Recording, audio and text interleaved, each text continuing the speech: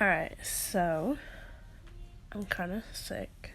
Kind of really sick, but it's okay. Just bear with me. I might sniffle a lot. I'm sorry. Um, so for my career, I did anthropology because it kind of just has always meant a lot to me, and it's kind of I've just always clicked with the career, and I thought I'd love to get into it. Um, Honestly, I think it might be because I watched that TV show Bones a lot when I was little, like a lot. So I don't know, I just, over the years, I've kind of really felt a calling towards this career. So why not do my project on it, you know? So a little introduction to it, because most people don't really know what anthropology is, which is okay. So the basic definition of anthropology would be the study of culture and humans over time, and how they develop and how we interact with one another. That's a broad definition of it, but that's actually one thing I love about anthropology is the fact that it is so broad. There's many different fields of it. For example, there's biological, linguistic, and cultural. Biological deals with evolution and the theory that we come from primates and how to prove that and how to deal with that and just the scientific reasoning behind it all. Whereas linguistic, which in the name lingua, deals with language and speaking and how that has developed over the years and how we speak to one another, how each language has developed over the years, how they started. And then there's cultural, which is the most broad field of it and kind of the most, I wouldn't say important, but popular, I guess you could say. And cultural deals with gender studies and families, descent, kinship, politics, what else? It also touches on language. Sorry, that is a interesting notification. It also deals with like ethnicity and race and how those have developed over time. Moving on. And actually, no, not moving on. I didn't actually know that before I did this project. Originally, I thought it was just cultural. And forensic anthropology, which is like solving crimes, but that falls under cultural.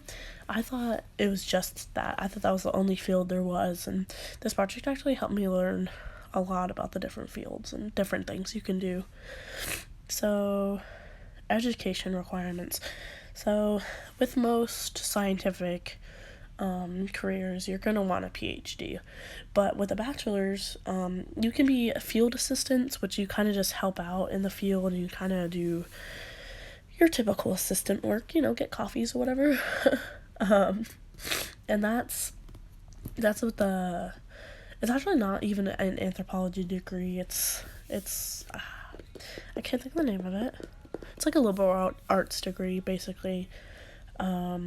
To really get anywhere, though, you're going to want to have at least a master's. Master's will help you become not a lead anthropologist, but like on a team of anthropologists, and your salary will be much higher. You kind of get to do a lot of the research with a master's degree, and you got to live comfortably in the career. But for PhD, PhD lets you be a lead anthropologist, or a professor, because not all, most colleges are gonna require a PhD in the field you're teaching. This will have the highest salary. This also lets you deal with diplomatic issues, where you can, like say you're doing a forensics case in Europe, and if it's a diplomatic issue, this gives you the right to speak about it publicly, basically. So yeah, PhD is definitely the way to go when it comes to this career, which I didn't know before that too. I kind of just thought you would, I don't know, I didn't really understand college, to be honest. Alright, moving on. So, what do anthropologists do? That's a very broad term, and obviously much more than I have listed here, but whether you're a professor or just a normal anthropologist in a field, you're gonna plan a lot of research there's a lot of research involved, because as a professor, you have to figure out new, interesting things to show the students, and to keep your job as a normal anthropologist, you're gonna need to do more research and more research to find new things to learn. So the second one, examine, recover, and preserve evidence of human activity from past cultures. That's just kind of the broad term of the whole thing, where if you're finding bones or if you're finding artifacts, you have to properly know how to identify them and how they connect to our cultures and how they helped us develop, and what they, if you're a forensic anthropologist, what it does to connect to a crime, and then, as it says on the bottom, you have to connect those findings with everything. Anthropologists do a lot of field work, so you're going to be finding a lot of artifacts while you're out, and you're going to have to present those findings to boards, as well as maybe even detectives if you're forensics. There's always going to be someone that you have to speak to. I guess what I could really say to help people visualize what anthropologists do is, if you've ever seen like Indiana Jones or movies like that, those are archaeologists, which are subfields. That's a subfield of anthropology. Obviously, there's not cool explosions and stuff like Indiana Jones, but you find those artifacts and you figure all the stuff out about it. So, yeah. So the work environment, well, it varies, again, between what field you're in. For example, for professors, most of the time, you're not going to be doing field work or really out too much. You're going to work in offices and classrooms, and, that's where you're teaching. But however, a lot of professors do take trips with their students where they might work in these outdoor areas, sorry. And this can often be in like third world countries or like extreme climates where it's either really hot or really cold, or you're in the middle of a desert. It can often be really unsafe or unsanitary. Also, a lot of anthropologists, when they're doing field work, are gone for a very long time, like months at a time, sometimes like up to 4 months it can be. So that can be a strain on like family and friends and whatever else. But it can be hard being away for as long as they do in such bad, I don't want to say bad, but such not friendly areas at some points. Like, a lot of the times they do a lot of digs in like Egypt, where they're in the middle of the desert for weeks, months, and it's hot and it's cold, and it switches between the two.